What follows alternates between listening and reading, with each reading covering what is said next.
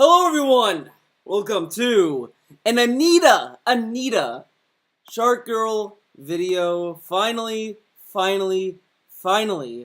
we get a video from Anita. I know it's been such a long time since we've seen her because, the Trump election really took a lot out of her. She's back. She's back, guys. So let's get started. Wait! Wait! You're not going alone.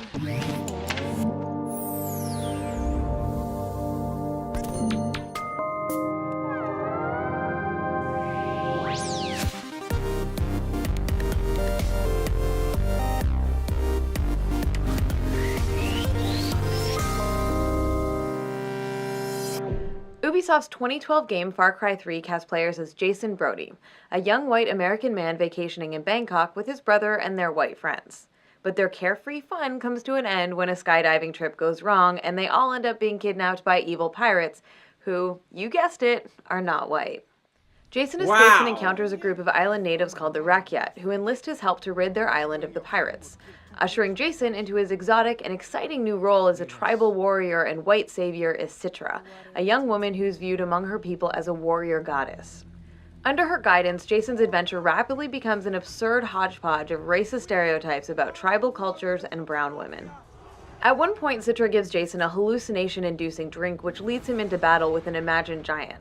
After he defeats the monster, he's rewarded with... But how is it racist? Because they're on an island. Usually, a lot of island dwellers have darker skin because the sun's more intense there. That's why their skin is like that. How is it racist? It's if this was in New York City and you see this going on, okay, I could kind of see that or whatever. But you're really gonna make a case that these people who go to an island or a tropical location where the majority of people have darker skin tone are doing tribal things? Fucking shocker. Okay. Citra, telling him that he's now part of the tribe. You are Rakyat. Citra's strange mystical powers return later in the game when she blows a glowing dust into Jason's face, triggering another hallucinatory sequence that culminates in the game-ending choice: to save Jason's friends and leave the island, or to do Citra's bidding, to savagely kill his friends and stay on the island with her. If players choose to murder Jason's friends and stay with Citra, a scene plays in which the two of them have sex. Then she stabs him while stating that their child will become the new leader of the tribe. I guess those mystical tribal powers of hers just immediately let her know that she's already pregnant. Don't you, when you have sex, don't you, if a woman gets pregnant, doesn't she, get morning sickness the next day, or, she, misses her period or something? But also, or maybe she just thinks that she is pregnant, kills them anyway, and then when she finds out that she's not pregnant, she'll do it all again. Just because she killed one dude, because of that, doesn't mean that, she's gonna be like, well, that's it, we're done. No. Whatever. You think she'll have any remorse for killing some random guy? No. She went that far with him and killed him. I'll be yours. On one hand, Citra is yet another example of a female character whose sexuality is presented as a motivator and reward for the presumed straight male player. But there's something more insidious happening with Citra. Because lesbians don't get turned on by other women, right? Okay. Her body paint and magical powers suggest she practices some sort of tribal mysticism, which also roots her in a long-standing tradition of racist stereotypes. These elements of sexism and racism intersect, turning Citra into a stereotype of an exotic, primitive, mystical, savage, sexualized woman of color. Let's hear that again. Stereotypes. These elements of sexism and racism intersect, turning Citra into a stereotype of an exotic, primitive, mystical, savage, sexualized... Mystical, savage, all these things. It's her fucking tribal culture thing. That's the story. She is just she serves a role for the story. Every character, every single character, male, women, female, black, white, brown, whatever, they all are tools for the plot. They all are. I mean, because they're not fucking real. They're not real people.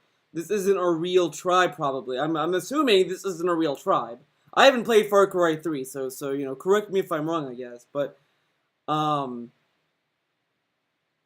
there's nothing sexist or racist about this. She just happens to be the character that they wanted to have this role.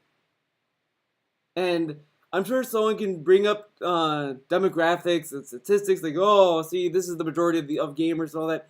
Even let's say the straight white male or whatever isn't the majority of people who buy video games. Let's just take that out of the equation, okay? Even with if it's more diverse, whatever, no one is gonna care about this because it's a fucking video game. I mean, look at those men. They're also, they have tattoos. They have perfect ideal bodies. Is the game also sexist for men? Are they there for the straight female gamer? Wow. Woman of color. This linking of sexism and racism is an example of what's called exotification. Exotification occurs when a group is treated as inherently different, alluring, and strange. Like a lamb to the slaughter. For instance, when certain white men falsely view Asian women as inherently more obedient or submissive than women from other cultures and sexually fetishize them as a result of these false notions, those women are being exotified, and their race is falsely depicted as the defining aspect of their character and personality. America, so far away. Not so far away that I'll forget you. For the purposes of this episode, we're focusing specifically on racist stereotypes of tribal and indigenous cultures. But it's important to note that women of color from any background can be, and often are, stereotyped and exotified.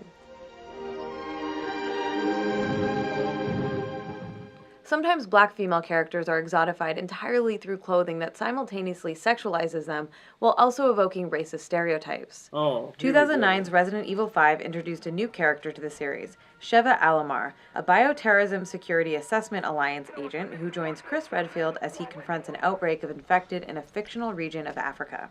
The first time you play through the game, Sheva looks like this. Remember that. However, once the story has been completed, if players also collect all 30 BSAA tokens scattered throughout the levels, they unlock a new outfit for Sheva called the Tribal Costume. Equipping this outfit takes Sheva, who up until this point has been wearing somewhat practical attire for the work she's doing, and shoves her into a leopard print bikini top and a few tatters of fabric around her waist, while also applying paint markings to decorate her face and body. Wow, they did that to Sheva. They gave her an optional costume where you can either wear or not wear. Amazing! Wow. So like, can it be that maybe if I don't like that costume, I don't equip it? But who fucking cares? I mean, like, it's not. First off, Sheva is like, is African. I mean, they fucking, that's why she's there, to be for Chris to, like, be the interpreter or the intermediate or whatever. So that's why she's there. That's why that they're partners to begin with. I mean, it's fucking cosmetic. Who fucking cares? Who puts this much thought into a costume that you can either wear or not wear? In Hyrule Warriors, the villain Sia is one half of the spirit of the original sorceress, a noble being who watched over the balance of the Triforce. When the evil Ganondorf drives the light from the sorceress's soul, she splits into two, with her virtuous half becoming Lana, who, like the similarly righteous Link in Zelda, is fair-skinned. Meanwhile, her evil half becomes the darker-skinned Sia, who casts dark magic, wears an extremely sexualized outfit, and whose body is adorned with markings reminiscent of tribal body paint. These differences between Lana and Sia, two halves of the same being, directly link the color of their skin to their goodness and virtue, falsely suggesting that a lighter skin tone reflects a pure... Okay, you know what, to be honest, we'll be honest, let's get real here. Let's get fucking real here. That is a very basic design choice, like a design thing, like darker colors are always associated with evil or darkness or bad, whatever, and lighter tones are usually associated with good things. Like it's kind of connecting with the idea that if you turn on a light and turn off a light, like, what you're more scared of? The lights turned on or the lights turned off? Usually, when you're younger, you're scared when the lights are off and you see darkness. So naturally, you're kind of intuitively more suspicious of darker colors when you see them. I mean, that's not necessarily the case. I'm not saying, oh, if you see a dark color, whatever, but that's the design. That's why they design these characters that way now. Does it make it right? Does it make it, that kind of stuff? No, not really. But that's the design choice. I personally don't really like design choices like that. I like a little more diverse designs and all that. But if I don't see that in fucking video games or anything, you make it yourself.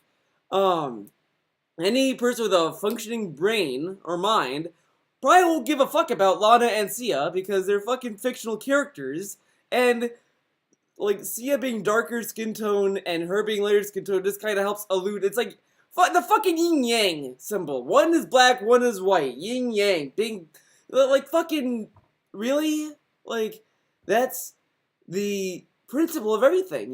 The yin yang, like a yin yang. There's a white side and a black side. Are you gonna say the symbol for yin and yang are racist? No, you're not, because they're fucking colors.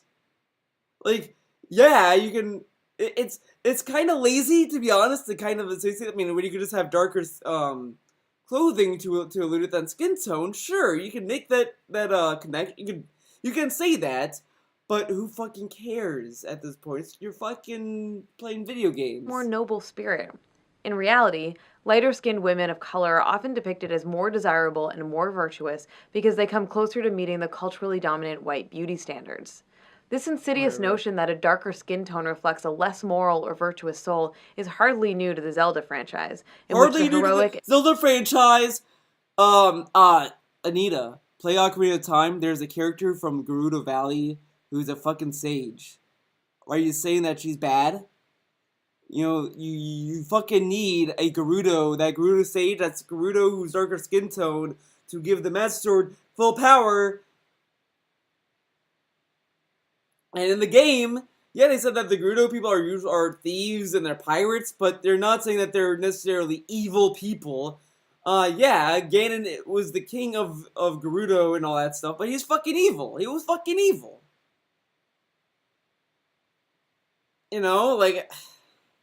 Whatever. Noble characters like Link and Zelda are fair-skinned, while the recurring villain Ganondorf is associated with the darker-skinned Gerudo people.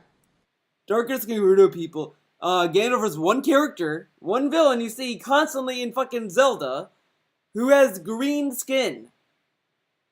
And turns into a fucking pig. Okay. In Diablo 3, there are 6, soon to be 7 classes to choose from, but only one of them is represented by black characters, the Witch Doctor, employing just about every visual stereotype about tribal warriors in the book. Elaborate piercings, skull masks and body paint, and carrying voodoo. Because he's a witch doctor! Surprise! He's a witch doctor! Yeah, I bet you didn't know that! He's a fucking witch doctor. Of course, he's gonna have that shit. And shrunken heads as items of power. The Witch Doctor is a caricature of tribal identity rooted in centuries-old racist imagery that has no place being perpetuated in the 21st century. And this is nothing new. Harmful, The game doesn't take place in the 21st century, for starters. Secondly, when you have a setting like Diablo, do you think they're gonna wear fucking normal shirts and normal clothes? Anita, please look at a history book. I mean, you really need to look at fucking time zones and the kind of fashion they wore, because, I mean... Racist stereotypes have been used in the design of supporting characters and enemies in games for decades, and often the result is female characters who are both sexualized and exotified. Have you come to kill me? It's no secret that fighting games often feature sexualized female characters, and often feature characters whose design is rooted... I love whoever edited this video. I find it hilarious that T-Hawk is included. T-Hawk. Oh, look at these females. Oh, and T-Hawk's there. So I guess T-Hawk's a transgendered person. Wow. in ethnic stereotypes. Sometimes these two elements combine in sexualized, exotified female characters. In Street Fighter IV, Elena wears, well, she wears almost nothing. But the bands that she wears on her arms, legs, and neck She wears almost nothing. I mean, like, I just fucking... There's Zangief who wears a fucking leotard, whatever that fucking thing's called. But that doesn't count. Okay. suggest African tribal culture, and she possesses that stereotypical character trait of a mystical connection to the earth. I'll show you my dance. You ready? All these stereotypes are anything but harmless. Here in the United States, racist images and stereotypes of black women have been doing tremendous harm for centuries. In fact, false ideas about black women as inherently hypersexual beings were perpetuated in Southern slaveholding society. This was a time when oppressive Victorian ideas still held sway, creating a false sense of womanhood as inherently domestic, submissive, chaste, innocent, and modest. But the reality of black women's lives as slaves was irreconcilable with these notions. Not only were female slaves, of course, denied any and all basic rights as people, they were also often forced to be naked when on display at auctions, were regularly whipped in partial or total nudity as punishment, and were frequently sexually assaulted and raped by their owners. In her essential book, Sister Citizen, Melissa Harris Perry explores it's terrible. That it was back then, you know, back when we had that shit going on.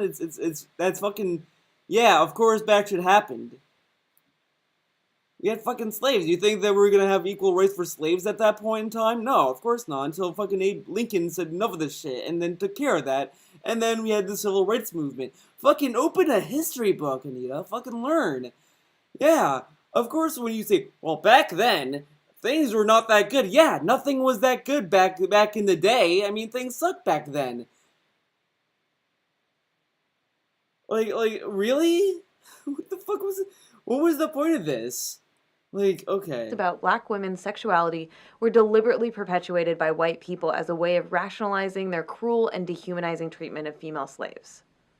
The myth of black women as lascivious, seductive, and insatiable was a way of reconciling the forced public exposure and commoditization of black women's bodies with the Victorian ideals of women's modesty and fragility. The idea that black women were hypersexual beings created space for white moral superiority by justifying the brutality of Southern white men. These false, harmful stereotypes. But that was back then. No one thinks that right now. No one is like, well, oh my god, it is fucking insane. Let's hear that again. Black women were hypersexual beings created space for white moral superiority by justifying the brutality of Southern white men. These false, harmful stereotypes and their tragic impact have remained alive through the centuries and into the present day. Throughout most of American history, up to and including much of the 20th century, the sexual assault and rape of black women by white men was almost never treated as a crime.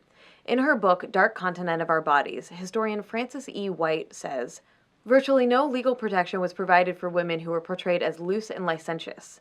Under such conditions, black women, promiscuous by definition, found it nearly impossible to convince a legal establishment that men of any race should be prosecuted for sexually assaulting them. The rape of black women was simply no crime at all. Obviously, the problem here is not with the idea of representing women who come from tribal cultures. Our media absolutely should reflect the cultural diversity of the world we live in, but that's not what characters like these do, at all. These are not respectful, well-researched... So you're telling me when I play Street Fighter 4 and I pick Elena, I'm sitting there, I'm like, wow, I want to fucking rape people? What? No. What? I don't think I was paying attention. I gotta hear that again, because I don't see how this connects to video provided games. For women who were portrayed as loose and licentious. Under such conditions, black women, promiscuous by definition, found it nearly impossible to convince a legal establishment that men of any race should be prosecuted for sexually assaulting them. The rape of black women was simply no crime at all. Obviously, the problem here is not with the idea of representing women who come from tribal cultures. Our media absolutely should reflect the cultural diversity of the world we live in, but that's not... But they better not fucking have revealing skin. You have to give them fucking clothing that they might not have had back in the day. You know, all this shit, like... Characters like these do, at all. These are not respectful, well-researched representations of actual cultures. But they're not trying to fucking represent actual cultures. It's fucking video games. Elena isn't based on a real ideology. She's not a fucking real person to begin with. These video games have fake cultures in them. They don't exist. Yeah, you could say that, oh, well, they're based on this culture, but like that's yeah, they're based on that, sure, but like they're not but they don't represent them. Like that's like saying, well, Hyrule represents Christianity. Like no, it doesn't. No. None of these things in video games represents real life things because they're fucking fake. When you play Street Fighter, I don't think anyone gives a fuck about Elena's culture. I bet they probably give a shit about either her character story or I don't know, maybe how she fucking fights. Rather, they represent a form of cultural appropriation, when a dominant culture exploits and often profits from the history, culture, or traditions of a marginalized group. Like a white person putting on a sombrero and a fake mustache, grabbing a bottle of tequila and saying they're going as a Mexican for Halloween. These offensive and embarrassing... Yeah, but that's not the same as a fucking video game. Yeah, you could... Look, sure, you can make the case that these costumes are fucking racist. I just think they're fucking lazy, to be honest. I mean, why would you want to go as that? That's fucking lazy. Oh, I'm gonna put on a sombrero, a fake mustache. Halloween, here I come. No, that's fucking lazy. Get creative, dude. Depictions reduce rich cultures down to a few stereotypical signifiers. Mystical powers, skimpy, tattered clothing, body paint, and racialized hypersexualization are used as shorthand for exotic. As a result, these signifiers reinforce extremely false and damaging stereotypes about the shorthand? But like, look how much design work goes into it. Like, Elena in particular, like, I think with Sheva, like, her necklace and the her waist has the most design. Her bikini top's kind of lazy. I don't like it, to be honest, but you know, there's a lot of effort was put into these costume designs, but they don't serve any purpose. I mean, Sheva's completely cosmetic. You don't really even need to wear it. I mean, unless you're playing Mercenaries, where you get the infinite bow, but you know, it doesn't fucking matter. Elena, well, she's a fighting character. You're not gonna really, you don't play fighting games for the story. The girl on the right, well, you know, the game takes place on an exotic island. In an island. What are you gonna see? And it gets hot, too. On top of that, if you think about that, it gets hot. What do you think you're gonna wear in hot weather? and cultures that they're appropriating. They're appropriating cultures, but they were from... Oh, okay. So they are apparently appropriating cultures. These characters that look like that they belong in the environment that they come from, they're appropriating.